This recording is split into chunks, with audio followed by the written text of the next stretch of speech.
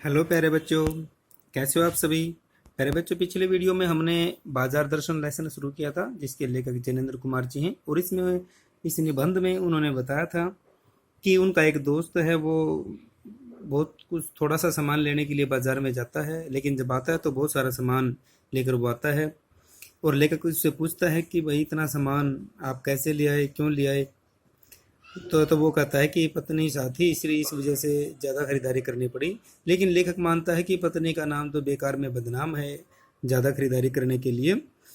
वो लेखक समझते हैं कि अब जो आदमी ज़्यादा सामान खरीदता है वह अपनी परचेजिंग पावर को ध्यान में रखकर खरीदता है। मतलब क्या है, अगर पैसा ज़्यादा है तो सामान ज़्यादा खरीद ही लेता है वो। ठीक है, ज़रूरत अगर दो तरीके से सामान खरीदा जाता है, या तो ज़रूरत के हिसाब से या फिर अपने पैसे को देखते हुए। और यहाँ पर उसका जो दोस्त है वो ज़रूरत के हिसाब से नहीं बल्कि अपने पैसे के हिसाब से सामान खरीद के लेके आया था। उसके बाद फिर आगे वो बताते हैं कि एक चीज़ और है जो हमें ज़्यादा सामान खरीदने के लिए मजबूर करती है, और वो है बाजार। क्या कहते हैं, लेकिन ठहरिए, इस सिलसिले में एक और भी महत्व का तत्व है जिसे नहीं भूलना चाहिए। उसका भी इस कर्तव्य में बहुत कुछ हाथ है, वह महत्व है बाजार। तो एक बाजार एक चीज और भी है कि जो हमें ज्यादा सामान खरीदने के लिए मजबूर करता है। उस चीज को लेखक आगे अपना स्पष्ट बताएंगे कि कैसे बाजार उस चीज को ज्यादा सामान खरीदने में सहायक सिद्ध होता है। एक मिनट में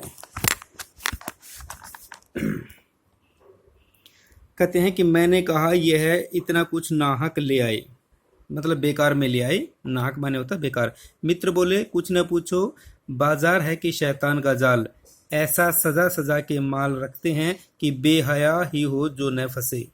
उसके दोस्त कहते हैं कि भाई पूछो मत, बाजार में जाते हैं ना तो चारों तरफ से सामान इतने अच्छे तरीके से सजाया होता है कि कोई बेशर्म ही होगा जो सामान को ना खरीदे। मैंने मन में कहा, ठीक, बाजार आमंत्रित करता है कि आओ मुझे लूटो और लूटो, सब भूल जाओ मुझे देखो। लेखक कहता है कि मैंने अपने मन में ही कहा कि बाजार हम सबको आमंत्रित करता है, बुलाता है। जब भी आप भी बाजार में जाते हो तो आप देखते हो कि बाजार में जाने के बाद हम कंफ्यूज हो जाते हैं कि ये खरीदें कि वो खरीदें। हर चीज़ चारों तरफ से जो चीज़ें हैं वो हमें बड़ी सुंदर दिखाई देती है, बड़ी अच्छी दिखाई देती हैं, और मन करता है कि सबको खरीद लें। सब कुछ भूल जाओ मुझे देखो, बाजार कहता है कि मुझे देखो, मेरा रूप और किस लिए है, मैं तुम्हारे लिए हूँ। नहीं कुछ नहीं कुछ चाहते हो तो भी देखने में क्या हर्ज है। क्या है कि अगर कुछ खरीदना नहीं है तो सिर्फ देख तो लो एक बार, देखने में क्या दिक्कत है, देखने में क्या हर्ज है। बाजार कहता है ये लोगों को। अजी आओ भी, इस आमंत्रण में यह खूबी है कि आग्रह नहीं है। आग्रह तिरस्कार जगाता है, लेकिन ऊंचे बाजार का आमंत्रण मूक होता है और उससे चाह जगती है। जो बाजार है उसका आमंत्रण क्या होता है, मूक होता है। मूक माने चुपचाप, वो हमें चुपचाप बुलाता है, वो अब आवाज दे के नहीं बुलाता। बाजार हमें लालायित करता है, बाजार की चमक दक हमें अपनी तरफ खींचती है। तो उसका आमंत्रण कैसे होता, मूक। ये छोटे क्वेश्चनों के लिए आ जाता है कई बार ऑप्शन में। और उससे क्या होता है, हमारे अंदर चाह जगती है एक तरह की, भाई मैं ये सामान खरीद लूं। चाह का मतलब अभाव, और जब हमारे अंदर चाह होती है कि मैं ये सामान खरीदूं तो इसका मतलब ये है कि वो हम ये मानते हैं कि ये सामान हमारे पास नहीं है। मान लीजिए आप बाजार में खड़े हैं और आपका मन किया किसी अच्छी सी चीज़ को देख के, तो आपका मन तभी करेगा जब आपको ये लगेगा कि ये मेरे पास भी होना चाहिए, मेरे पास है नहीं ऐसा ऐसा कपड़ा या ऐसा ज्वेलरी या ऐसा कोई भी सामान मेरे पास भी होना चाहिए। तो ये हम क्या जगाता है हमारे अंदर, अभाव। हम अपने अंदर हीन भावना पैदा करता है। चौक बाजार में खड़े होकर आदमी को लगने लगता है कि उसके अपने पास काफी नहीं है, और चाहिए और चाहिए। मेरे यहाँ कितना प्रेमित है और यहाँ कितना अतुलित है। ओह, लोग जब बाजार में जाते हैं तो वो ये सोचते हैं कि ओह बाजार तो बिल्कुल भरा पड़ा है और मेरे पास कितना बहुत कम है। कहते हैं कि हमारे पास तो बहुत कम चीज़ें हैं, और ज़्यादा होनी चाहिए, और ज़्यादा होनी चाहिए। कहते हैं कि मेरे घर में कितना परिमित, परिमित माने सीमित है, कितना थोड़ा सा है मेरे पास तो, और यहाँ देखो कितने नए नए डिजाइन की ये चीज़ें आए हुए हैं, नए नए मॉडल के ये चीज़ें आए हुए हैं। किसी भी चीज़ को आप देख लीजिए, तो यहाँ कितनी सब कुछ भरा पड़ा है और मेरे पास कुछ भी नहीं। तो अब हम ओह का मतलब क्या है, हमारे अंदर एक दुख की भावना पैदा होती है, हम अपने आप को हीन भावना से ग्रसित कर लेते हैं। ठीक है, तो इसमें बताया लेखक ने कि हमारे को घायल कर देता है बाजार। बाजार हमारे को घायल कर देता है कि हम अगर अच्छे से सोच समझ के ना गए बाजार में, तो बाजार से हमें निराशा हाथ लगती है।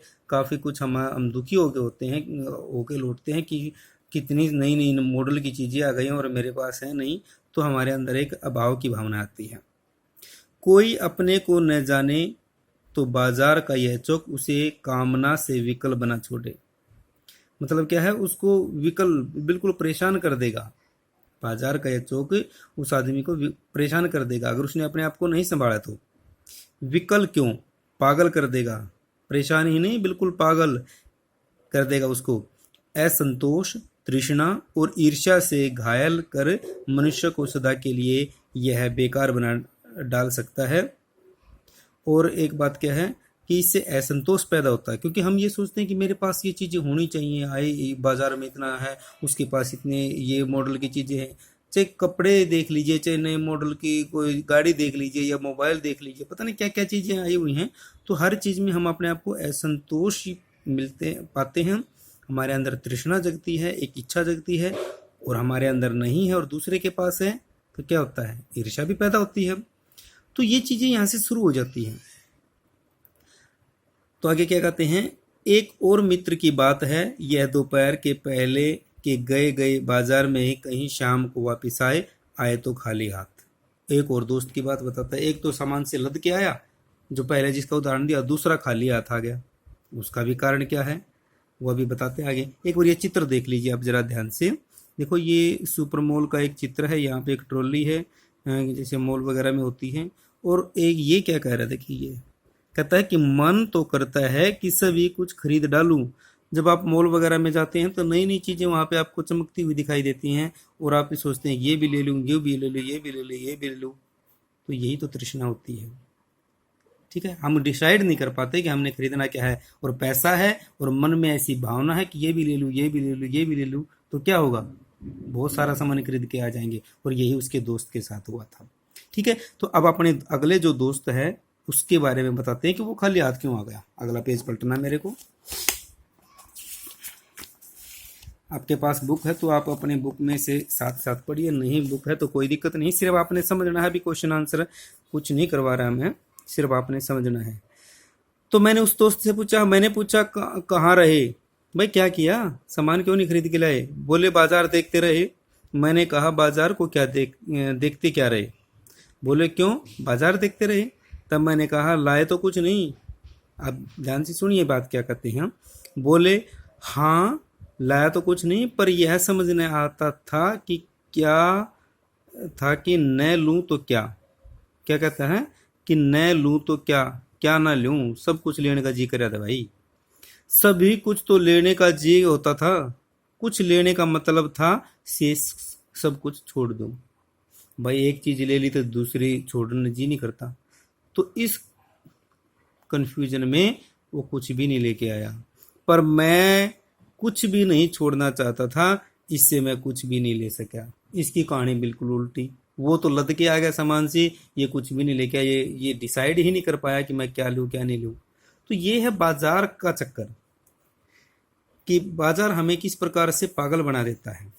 दो उदाहरण दिए हैं उन्होंने, दोनों बिल्कुल अलग अलग तरह के हैं और दोनों बिल्कुल सटीक हैं, दोनों सही हैं, सच्चे हैं। आपके साथ ऐसा होता होगा बहुत बार।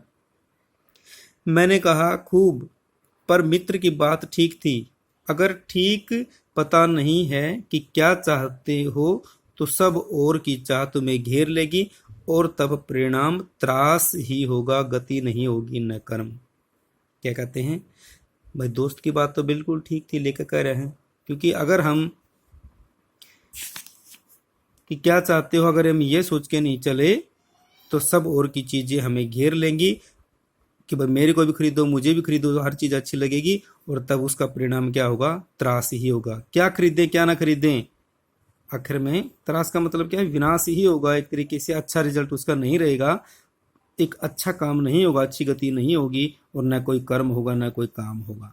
मतलब क्या है, बाजार हमें कंफ्यूज करता है, बाजार हमें उलझा के रख देता है अगर हमने बाजार को अच्छे से नहीं समझा तो।